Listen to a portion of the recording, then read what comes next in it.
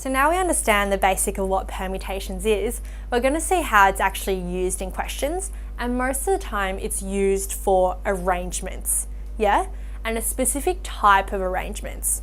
So in arrangements, order is going to be important because you're arranging something. But you can only use permutations if the repeat is not allowed. So there's no repeats. So whatever you choose, yeah? It's either thrown away or it's a person. So once you've chosen that person, there's nothing else. So important thing for permutations is that order is significant, and how that's usually said in questions is you'll see the word arrangement, or you'll see the word placed, or they'll even say in order. So any of these indicate to you that order is significant, yeah? And then you need to check, is there repeats or not? So permutations only when order is significant and repeat is not allowed. Now, this is slightly different from our next topic where we're going to be talking about combinations. So combinations when order is not important. So that's when you have choose or select, okay? So just remember the difference between permutations and combinations is that in permutations, your order is significant, whereas in combinations, it is not, yeah? But right now we're going to focus on permutations. And the key words to look out for here is arrangement, placed, or order. And the easiest way I find to remember which one is which is for permutations, we're working with NPR, aren't we? So that P reminds me of place. So place means order is important, whereas combinations is C, which is choose, where order is not important, okay? All right, now, so idea when you have NPR or NPK is you're having K number of arrangements from N elements. That's what we're working out. All right, good. So this is just how we usually use permutations in these questions. All right, so remember with the questions, check order is important and there's no repeats, and then we can use permutations. So let's start off with question 3 here. So we have the digits 1, 2, 3, and 4, and they're each written on a card, which is then placed in a box. A card is chosen and it's read and then replaced. A second card is chosen and read. How many possible 2-digit numbers can be chosen? Now in this case, you can see that it's going to be replaced, yeah?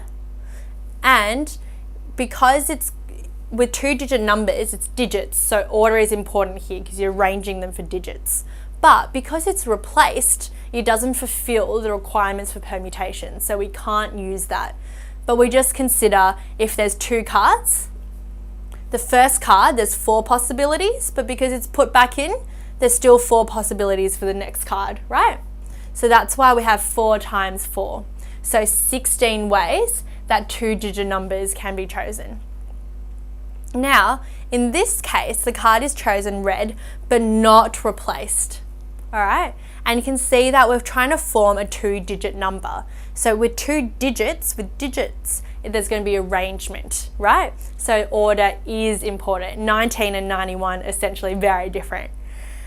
And it's not replaced, so satisfies permutations. So in this case, we can say, well, from 4 cards, 2 cards are chosen and arranged. So that's why it's 4P2, which is, so 4 times 3, so just 2 of them, which equals a 12. Or you can just put that straight into your calculator, whichever way you find easiest. So what I wanted to show you with this question is that when you have replaced here, yeah, you can't use permutations. The other thing that students get confused with is you see the word chosen and you think, oh, it has to be combination. But you got to consider the question. You're working with digits, so arrangement has to be part of it. So order is significant, and that's why it's permutations. All right, excellent. Let's move on to question 4 now. So here we want to find out how many ways are there of choosing 3 books from a shelf of 10 and reading them in order. So this one has told you it's in order, so order is significant. And when we're choosing books, if we've chosen one book and read it, you don't replace it, okay? So unless it specifically specifies I replace a book, you assume in this case there is no replacement. So because of that, I know I can use permutations. So that's just out of 10 books, I'm going to choose 3 books and read them in order, so permutations. So 10p3, which means you'll just be 10 times 9 times 8, so 3 numbers, yeah, which is 720. Or you can just put that into your calculator. All right, so I think you're starting to see which questions are permutation questions compared to the ones which are not. But let's have a look at another one here. So here we have question 5, where we want to find out in how many ways the letters of the word today can be arranged if they are used once only and taken 3 at a time. Yeah? So this is quite different from when we were doing factorials, because in this one we're taking 3 of those letters and then we're arranging them. So there's that extra step. Now let's see if it satisfies permutations. It is arranged, so we know order is important. Yeah? Used only once, which means that there is going to be no repetitions. So therefore, yes, it does satisfy your arrangements of permutations. So taking 3 at a time, 1, 2, 3, 4, 5 letters, so it's going to be excellent, 5p3, which is the same as writing 5 times 4 times 3, which gives you 60. Now 4 at a time, that's just going to be 5p4, nice and easy, which gives you 120 different arrangements. And what if they're taken 5 at a time? Well, that's just going to be 5p5, okay? And that's the same as just 5 factorial, which equals to 120 as well.